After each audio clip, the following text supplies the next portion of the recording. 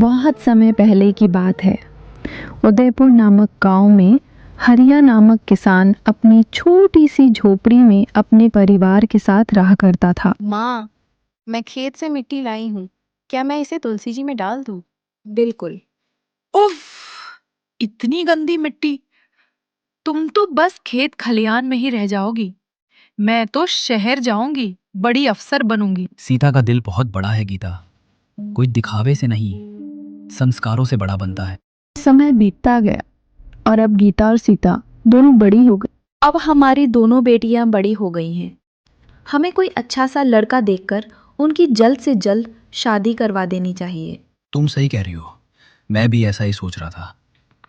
हरिया अपनी बेटियों की शादी को लेकर बड़ा ही चिंतित था।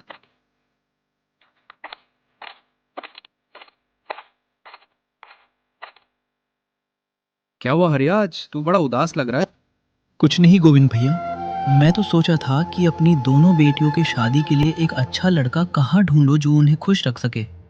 बस इतनी सी बात को लेकर तुम उदास हो।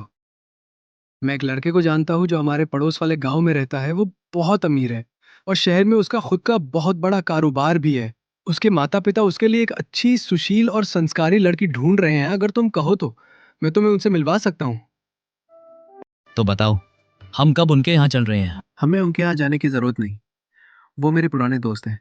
मैं उनको कॉल कर दूंगा, वो खुद यहाँ आ जाएंगे। भैया तो किस बात का इंतजार कर रहे हैं, उन्हें कॉल करिए। रुको, अभी कॉल करता हूँ।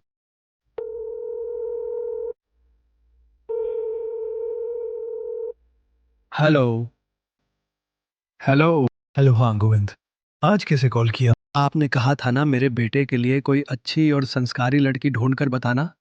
बस वही बताने के लिए कॉल किया। क्या हुआ, कोई वैसी मिली? हाँ, मेरे दोस्त हरिया की बेटी बिल्कुल वैसी ही। ठीक है, तो हम कल 10:30 बजे वहां आएंगे। गोविंद भैया, आपने मेरी बहुत बड़ी समस्या का समाधान निकाल दिया। मैं इसके लिए आपको कैसे धन्यवाद कहूँ, मुझे नहीं समझ आ रहा है। इसके लिए आपका बहुत बहुत धन्यवाद।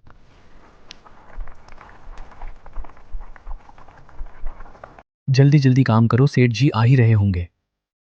उनके आने का समय होने को आया है, वो अपने समय के पक्के हैं। बस हो ही गया है। आप जाइए और रामलाल की दुकान से मिठाइयाँ और कोल्ड ड्रिंक ले आइए। हरिया रामलाल की दुकान की ओर निकल पड़ता है मिठाइयाँ और कोल्ड ड्रिंक लेने।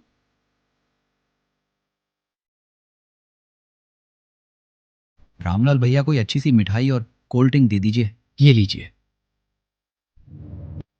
कितने पैसे हुए? 150। हरिया घर पहुंचता है तो देखता है कि सेठ जी अपने परिवार के साथ उसके घर पहुंच चुके थे। दोनों परिवारों के बीच बातचीत होती है और आखिरकार गीता का रिश्ता राहुल के साथ तय हो जाता है। अब हम लोग चलते हैं, घर पे बहुत काम है। यही लगे हमें अपनी बेटी सीता की भी शादी करवा देनी चाहिए। मैंने सीता के लिए भी एक लड़का देखा है, जिसे सीता पसंद भी करती है। हम अपनी दोनों बेटियों की शादी एक ही साथ करवा देंगे। दोनों की शादी एक ही साथ होती है। शादी के बाद गीता का घमंड और भी बढ़ जाता है। शादी के कुछ दिनों बाद गीता अपनी माँ के घर आती है उनसे मिलने के लिए। इतने दिनों बाद कैसे आना हुआ तुझे? अपनी माँ और इस घर की याद नहीं आती? माँ, ये घर अब मेरे लायक नहीं।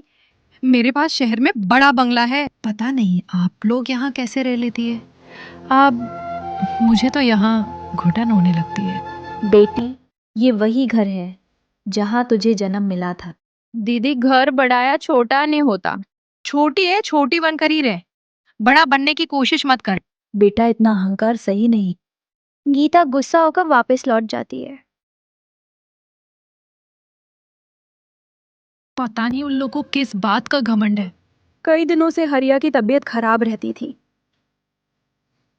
हरिया की तबीयत एक दिन एकाएक बिगड़ जाती है, जिसके कारण उसे तुरंत हॉस्पिटल में भर्ती करना पड़ता है। हरिया की तबीयत को लेकर मीना बड़ी चिंतित थी। वो मदद के लिए अपनी बेटी गीता को फोन करती है। बेटी, तेरे पापा अस्पताल में भर्ती हैं। डॉक्टर इलाज करने का 5 लाख रुपए मांग रहे हैं। कुछ मदद कर दे। माफ कीजिए माँ, मेरे पास समय नहीं है और पैसे की बात ही मत कीजिए। जब गीता मदद करने से मना कर देती है तो वो अपनी बेटी सीता को फोन मिलाती है। बेटी, तेरे पापा अस्पताल में भर्ती हैं। डॉक्टर इलाज करने का 5 लाख रुपए मांग रहे हैं। कुछ मदद कर दे। माँ, हम अपनी ज़मीन बेच देंगे, पर पापा का इलाज ज़रूर करवाऊंगी। ये लीजिए पैसे और इलाज शुरू करिए।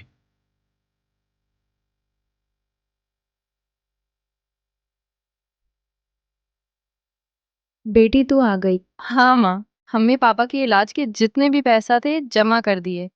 अब पापा जल्दी ही ठीक हो जाएंगे।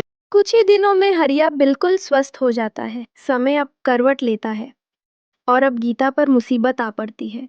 मैं अब तुम्हारे साथ नहीं रह सकता। तुम ऐसा क्यों कह रहे हो? तुम तो मुझे चाहते थे ना? हाँ, लेकिन अब मुझे संध्या पसंद है, जो हमारे गोदाम की मैनेजर है, इसलिए मैं अब तुम्हें डाइवोर्स दे रहा हूँ। ऐसा मत कहो। जिसने कभी माता पिता को ठुकराया था, अब उन्हीं के दरवाजे पर खड़ी थी।